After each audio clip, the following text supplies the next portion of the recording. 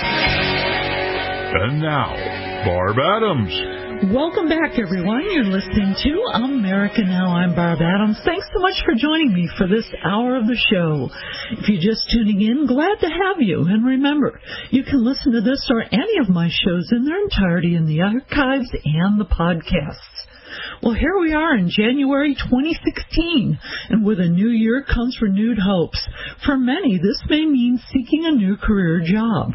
So what are the employment trends that job seekers should be aware of in 2016? And in what areas will we see job growth? Joining me this hour is prominent thought leader on the impact of technology on society, work, and careers, Dr. Tracey Wilen. She's the author of Employed for Life, 21st Century Career Trends. Tracey's been a scholar at Stanford University and has held leadership positions at Apple, HP, and Cisco Systems. She's a frequent media guest and contributes to the Huffington Post, Examiner, and LinkedIn. In addition, Tracey's a global speaker on the impact of technology on work, careers, and women's leadership, and was honored by the San Francisco Business Times as a 2012 Most Influential Woman in Bay Area Business. If you'd like lots more information, visit Tracey's website, TraceyWilen.com. Tracey, welcome to America Now. Oh, thank you for having me, and Happy New Year. And Happy New Year to you as well. Tracey, first of all, your latest book is Employed for Life. Tell us a bit about the book and how it can help people become employed for life. Oh, sure. Thank you, Barb. Employed for Life is actually a 360-degree look at careers in a digital world today through the eyes of employers, hiring managers, recruiters, employees who have made job shifts or changes, and HR executives. And what we really try to do is I interviewed all of these individuals to get their best practices so that we can all be prepared and, in essence, employed for life. So what are some pearls of wisdom then, Tracey, about being employed for life? Well, I think some of the key pearls is that we are in a digital world, and so there are many more channels for us to network and to secure jobs. But having a focus and reaching out to individuals is still very important. For individuals who are employed in corporations and workplaces, it's important to note that the landscape has changed. It's much more entrepreneurial today than in the past, and the expectation is for employees to take ownership of their careers and manage their moves and really secure their own next opportunities. And I think the third point is that to stay employed for life, you really do have to expand your skill sets, your experience and touch points, as well as your technical capabilities, because by 2020, the estimates are that over 70% of the jobs will have a technology component. So I think the shift is realizing that it is much more entrepreneurial today, whether you're looking for a job or in a job, and we do live in a digital world, and that's important for us to keep up with that. So are there ways then, Tracey, to help ensure not being one of the people cut these days when we have those inevitable cutbacks in different business organizations? Yes, of course there are. And, one is the reality that you will not be in one firm only. And I think a lot of us have been raised in thinking that we would stay in one company for our entirety. And the reality is that we're living longer. A lot of us are living to 100, which means in order to live to 100, we have to afford to live to 100, which means we might all be working until we're 80 and have literally 5 or 6 careers, not just jobs, but careers. Each one of them spanning could be 5 years, 10 years, 15 years, or 20 years. And so in order to stay employed for life, it's really, if you are working, is join some cross-functional teams. Raise your hand for new and different kinds of projects, particularly technology projects. Make lateral moves. Understand when maybe it's time for you to leave a firm and explore what are some next steps. For those of us who want to be entrepreneurs, I think the landscape is very positive because today you can really create your own business, unlike in the past, because we're in a digital world. There are digital marketplaces. We can use the Internet. It's fairly easy today than in the past to also access capital. So I think it's important for people just to really keep on top and make plans. I encourage people to build out a whole schedule of goals for yourself. You know, what you do in your 20s will impact your 30s. What you do in your 30s will impact your 50s. And, 50s will impact your 80s.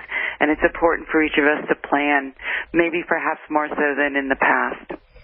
Tracey, you're talking about basically that we all need to learn how to reinvent ourselves continuously throughout this entire employment process.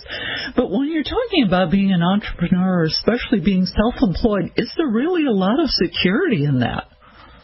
Actually, today people don't realize that over half the population in the U.S. are actually working for small businesses or for themselves. We call it the micropreneurs or micro businesses. In addition, the expectation is by the end of this year, 30% of the workforce will be self-employed. So is it safe or secure? A lot of people who are self-employed would feel it's much more safe and secure than being at the whims of a corporation that has to contract, when the dynamics change in the marketplace. So I think when a lot of people would prefer to have that kind of security and ownership and know day to day that they're in charge of their own destination. So let's get to some of the areas in which you see job growth in 2016, Tracey. Well, I had 5 trends that I was watching for 2016. One is the big business all around us aging. Number 2 is security is unfortunately, I think, a safe bet. Some of the newer technology trends that people can get in on the ground floor and that will create jobs now and in the future. The revival of skilled and blue-collared workers, and self-employment and micropreneurship, as we just discussed. So those are the big 5 trends that I'm looking at for 2016. Yeah, when you're talking about aging, Tracey, 1 in 3 Americans today are 50 years or older, and by 2013, I believe you put a statistic out that 1 out of every 5 in the U.S. will be 65 plus. So how is this aging population really going to affect employment opportunities? Sure, we are truly having a senior moment in North America, and in fact, globally, aging is very big business. Most economists are projecting that aging is about a $7.1 trillion business. In the United States, we have 100 million people over the age of 50. These are new market segments. These are large market segments, and these market segments, which are people, have different kinds of needs and spend their time differently as they age. And this in itself can create jobs for people, whether it's where they're living or where they're moving to. Many of our baby boomers are reinventing retirement, moving to adult communities that are focused on tennis or golf or wine tasting or hiking, and that requires new communities to be built, to be serviced, very much like hotel entities, landscaping and food. Other retirees prefer to retire at home, and that changes the way that we look at our homes, creating jobs for people to retrofit our homes, to bring in services such as, home help, occupational therapists. And some of us are choosing to move to retirement, actually assisted living communities, that increases the demand for medical care. So we have a lot of opportunities just in where people live as they age. All right, we will hear more about hiring trends and employment opportunities for 2016 here on America Now with Dr. Tracey Wilen after the break. Stay with us. Thank you for listening to GCN. Be sure to visit GCNlive.com today. You're listening to Empowering Talk Radio right here on America Now with Barb Adams. All right, everybody, welcome back. My guest this hour, Dr. Tracey Wilen. She's the author of Employed for Life. And Tracey, before the break, you were talking about that America's really having a senior moment, that so many people are aging right now, and there are so many job opportunities related to aging America. Let's talk about that, especially in the sectors of, say, wellness. Yes. In fact, as I mentioned, our baby boomers are really reinventing retirement, and they're much more active than in the past, and they are living longer. And this in itself is increasing demand for people like physical therapists, registered nurses, coaches, caregivers, home health aides, personal care, and other aides. In addition to just keeping well, as we get older, we lose our hearing, so we need more audiologists. We need more vision preparation for our eyes. If you think about it, we're swapping out body parts.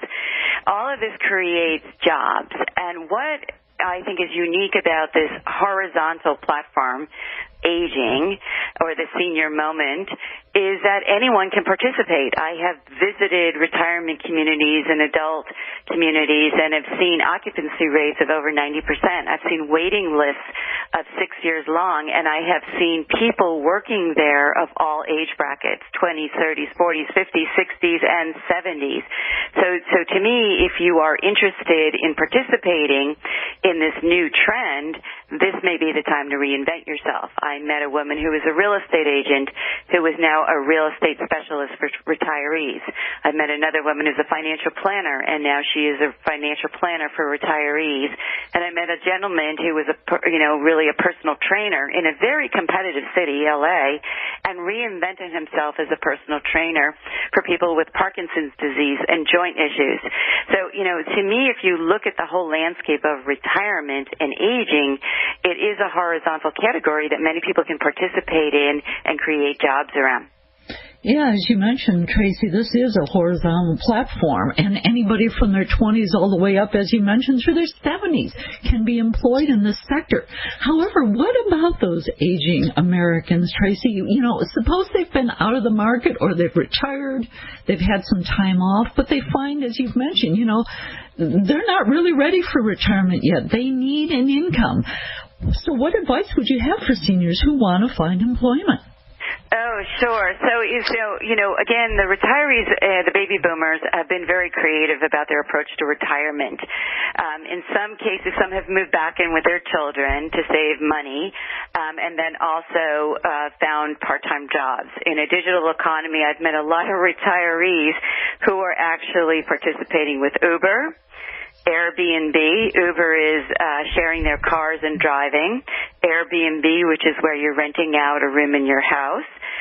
Etsy, if you have a craft, it's a marketplace where you can actually, I met a woman who is an expert quilter. It's a lost art and a knitter, and they're actually selling their items on Etsy.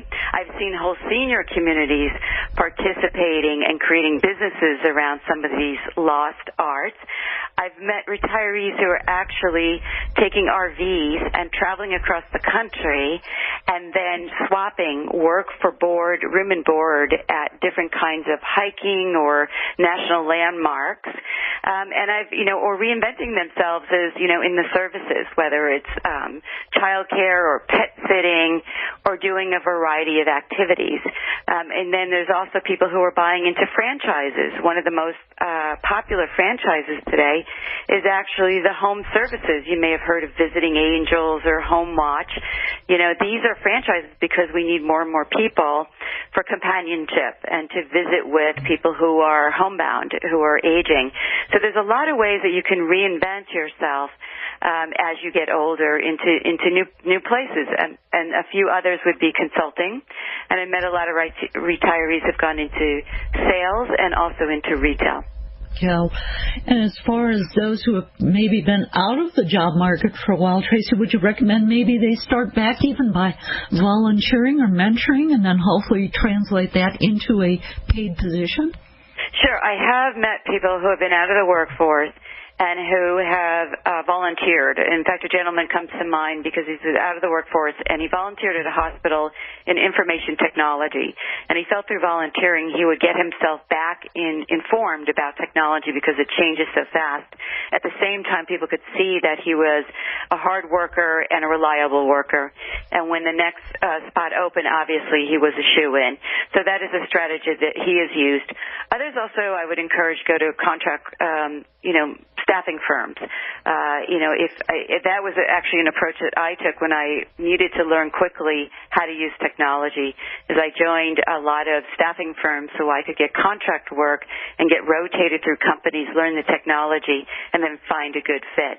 And then retail. You got to remember that seasonal jobs come and go, and every season there is a seasonal job somewhere, whether it's the holiday season or the summer season or the ski season. There's places where people need extra staff or personnel, and then you can get experience that way as well. Let's talk about the overall trends that you mentioned, Tracey. One of those was the skilled workers, especially the blue-collar and skilled workers. The demand for that is actually rising. In what sectors particularly? Sure. So the way that I would look at the skilled workers, and by the way, the demand is expected to be around 2.5 million new middle-skilled jobs by around 2017, and it's expected to count for a lot of the growth in the job sector in the U.S. So let me just explain the two areas I would look at. One is for the consumer. Plumbers, air conditioning, people who fix things, electric, this does not go away, even as the world gets more and more digital. Yet many of us forget that there are really reliable jobs, and jobs are in demand. I mean, think about how hard it is to get someone to come into your home. On a larger level, though, think about broadly United States infrastructure, right? So that's our waterways, our, electric across the U.S. That's our roadways, airports, transportation systems like shipping, car systems, right? All of this needs people, and these are higher paying jobs. A lot of them, Forbes has noted, would be $50K a year or more, or over $25 an hour. When I look at them, what I notice is the benefits. A lot of these types of jobs actually still have unions. A lot of them offer benefit packages, not only for the individual, but for the family. And one of the largest demands that we see is in trucking, and that will just continue to grow. The expectation will balloon to over 175,000 shortage by 2024. And trucking, if you think about it, Walmart has their own fleet. Amazon is planning to have their own fleet of trucks. And when you look out there, Schneider Trucking is a big firm. When you look at it, the jobs, which I do, I mean, some of these positions are paying excellent benefits, salaries, and even tuition reimbursement. And so you can, and then opportunities to grow through the firm if you start off as in trucking. Right, so I think there's a lot of opportunities there. All right, we've got a break coming on. All right, we'll continue this discussion on Employed for Life with Tracey Wilen after the break. Thank you for listening to GCN. Be sure to visit GCNlive.com today.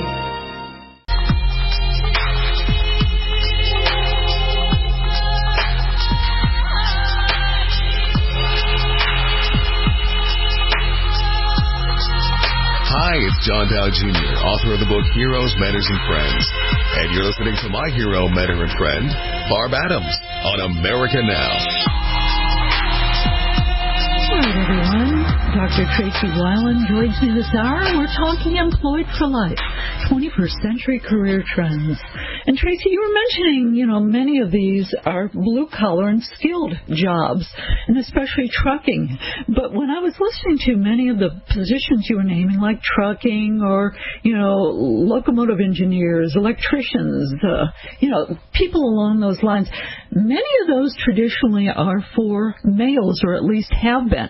Do you see females moving into this arena, or are there other areas where if women are not, say, college educated, that they could find employment that would be just as lucrative, say, as some of these for the males?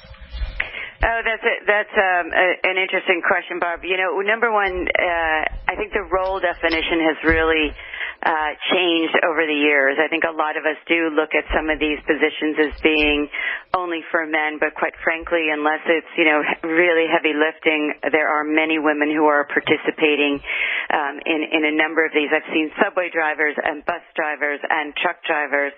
A lot of the companies are making more accommodations for women. I was talking to actually the CEO of Schneider Trucking, and her comment was, always being in the trucking industry herself, is that it's creating opportunities for families, whether it's teaming up, and a lot of retirees, by the way, doing this as well, having couples as tag teaming driving, so they're always together, having shorter trips so that couples or parents can get home to be with the children if one is away, and also more of these delivery jobs, the spoke type of job where you can participate almost like a day job rather than, for a long haul. So I think you'll see that women, there's no reason why women can't participate in any of these unless it's something where perhaps it's, a heavy lifting job. And I think a lot of the doors have opened for that, particularly when you look at some of the benefits and some of the position packages that are available. And maybe, as you mentioned, for women, be the one who owns the franchise or the entire situation where you hire the other people. So that would be a good one.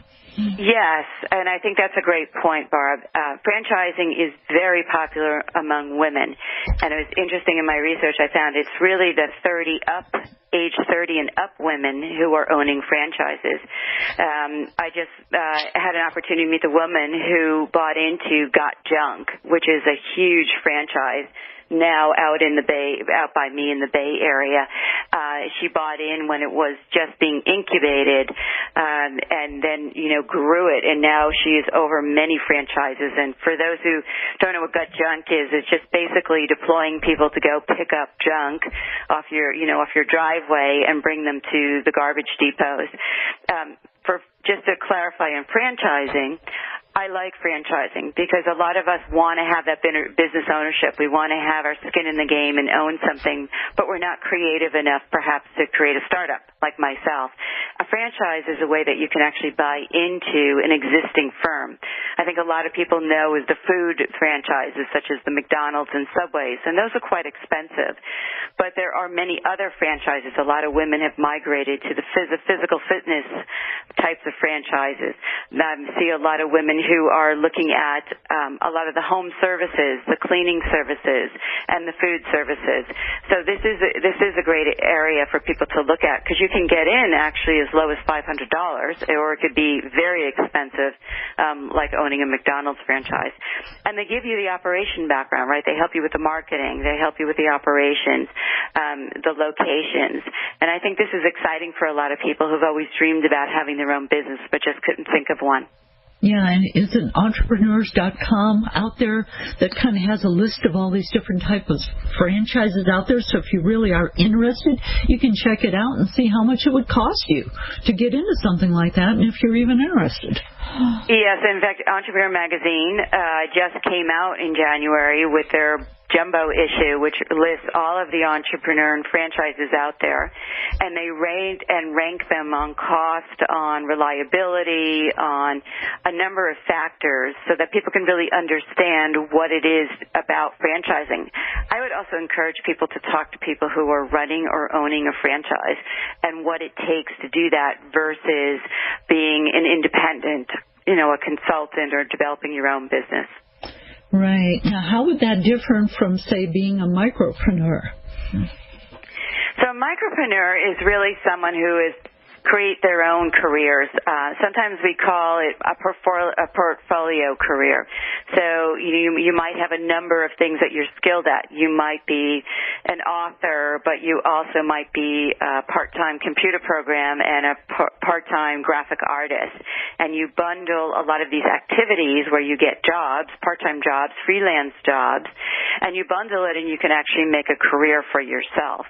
I've met a number of people who have a unique skill, but it's not enough to be employed somewhere full-time, so they set up their own micropreneur, which is really, offering their services, and then they fill in their time maybe doing something else, like a gig walk, which is a site where you can actually get hired by retailers such as Walmart or 7-Eleven to actually walk through store openings and take photographs and videotape it and fill out information for the retailer and get paid for your time there. It could be anything from where the product's positioned fine in the aisles, where the parking space is clarified, for handicap and properly done, or they have Uber drivers or different areas where people just cobble together but meaningful portfolio careers because they're managing their time. And a lot of people want to manage their time today in addition to managing their careers. Tracey, you mentioned security as being one of the bigger ones out there. Talk a bit about this, that security would be a safe bet to get into. Barbara, I would say that security is a new field, that we really haven't, with so many different facets to it. And I say that, sadly, it's a safe bet. So I look at it broad brush in three areas. One is counterterrorism. The second one is physical security and protection. And then the third area is really cybersecurity, the protection of our networks and our data and our identities. Each of these areas has opened up very large market segments and job creation. I mean, if you look at today, counterterrorism is hitting all of us and is expected to be one of the fastest growing job hiring sectors, not only in the United States, but across the world. I was just in New York, and they have created a counterterrorism squad. They've already hired 100 people and expect to grow this to be over 500 people. And these jobs can be many, because a lot of my colleagues who are from the military have been looking at safety and security as ways to translate a lot of their military expertise into this new area. Physical security is big. If you're a big football fan, you may have read that the NFL is doubling and tripling up security at all of their events. If you remember New Year's Eve events this past year, there was doubling and tripling up in Las Vegas, in New York, in New Orleans, because people are concerned. But even schools, sports activities, community activities are all looking at increasing physical security, both from the public sector and also from the private sector, because people are just a little nervous right now because no one really understands this whole area of terrorism. In addition, other skills, being able to understand, bombs, nuclear, landmines, chemical warfare, all of this will increase in demand different kinds of people to become skilled for counterterrorism. Yeah, it's sad that we have to think along those lines, but it will be a huge growth industry as far as keeping us safe, and it will be accessible also as well for those who have both minimal to advanced education, so that's good.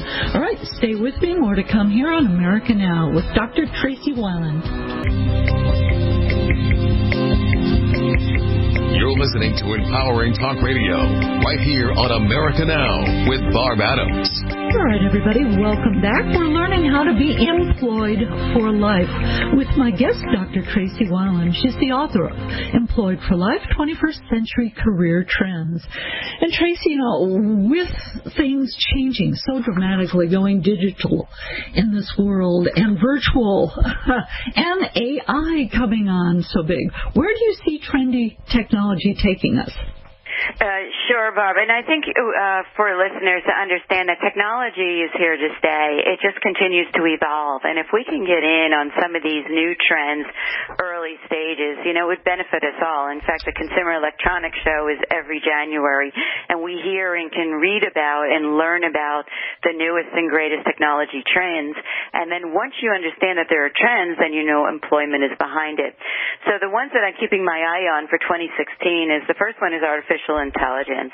I mean, there's a lot of investment in artificial intelligence. Just think about your Siri on your iPhone is going to get smarter, and your toys will talk back. So this whole area will open up jobs not only for computer programmers and coders, but also we need people to market, to sell, right, to really train people, and to build the products and the services. So it's, again, one of these platforms that will develop multiple jobs for people. And I think that, when you see a new technology trend having investment like it is, then could be an opportunity for you to get in at the ground level. I have so many colleagues who got in early days with mobility and social media and now are experts in these industries. And they went in really without any background, just a lot of interest and, hard work so that they could, make a transition into technologies. The second area I look at is immersive technologies. The augmented virtual reality and virtual reality are pretty exciting. I think about the gaming industry, just esports has taken off.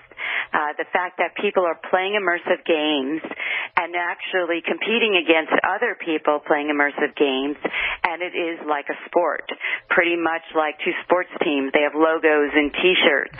I watch as young people who play immersive games go out on YouTube and sites like Twitch and actually have followers and subscribers and make very good livings, I might add, very much like a cooking show because they're showing people how to play immersive games. So immersive games, immersive technology will be here to stay and will be one of these areas that if you can make the transition over to. And again, it's not just on the technology side, but it's in all of the surrounding ecosystem to support some of these technologies. Tracey, before we were talking about the senior sensation, basically, where so many Americans are now aging. How do you see seniors in America fitting into these new technology positions? Well, there was some research that was showing that our baby boomers were one of the fastest growing segments adopting technology. A lot of it is because they have more time on their hands if they're not working, and they want to stay connected with their grandchildren and with their families, and that they're learning how to use these technologies with their families, and whether it's going to the library, or going to the Apple store, or going to the Microsoft store to take a lot of these offer free seminars, that they are connecting with technology because they're seeing there's a social aspect to technology. They're also quite interested in technology because they might need it for their own health and wellness, whether it's the Fitbit and, wearable technologies for working out or connecting with a physician, right, using some video, or going to a robotic puppy for love. So you see that technology will become really part of the aging process as well. And so whether you can work in the technology or assist others in the technologies, there can always be a space for someone who has the interest. Tracey, I noted last year you said that 2015 would be an up year for women in the workplace. I want to know how you see that now for 2016. It's very interesting because I had done some research on gender and then found out that generation findings actually created some differences. So let me just explain. In our boomer generation, what we found is that there were very traditional role views of men and women, just as you had discussed, that the roles of men is for some of these electrician and refineries and subways. What we found is that in the younger generations, and this is like age 50 and under, this whole gender issue was really becoming a moot point, because many of our younger generation grew up with two working parents or single parents, or observed, having a head of the household that was a female or a mother and a grandmother. And so there was less of the distinction that in the past. And so I view all that as positive because the dialogues I had with these younger generation, which I'm still framing as 50 and under, was a completely different view of women in business. It was more about having great leaders and what are some of the skills of great leaders, and women have these skills. And so I think that what you'll see is, particularly in our small businesses and our medium-sized businesses, that the percent of women moving into leadership is accelerating. And that's very exciting. Maybe some of our more traditional firms, maybe not as much because of the boomers having a stronghold in there. But I think as you see more women starting their own businesses, the landscape will definitely continue to change. Yeah, and that's a good thing. Tracey, where can people get your book, Employed for Life, if they're interested? Sure, and thank you very much. So most of my books are on Amazon.com. You can always come to my website, which is TraceyWilen.com, TraceyWilen.com. My Twitter is @Tracey Wilen. I am on LinkedIn, and I'm on Facebook as Dr. Tracey Wilen. So there's lots of ways to reach out to me, and I really do like connecting with people. And I try to post my blogs and information so that people can always have access to content. Tracey, I understand you're on a corporate speaking tour right now about 21st century careers. Can you give us a little bit more information about that? Sure. So in general, usually the corporate sector, these are corporations and businesses as well as large conferences, seek out key speakers such as myself on a variety of topics, and I tend to talk about careers. I also talk about careers in a digital world, and I also talk about women and women leadership.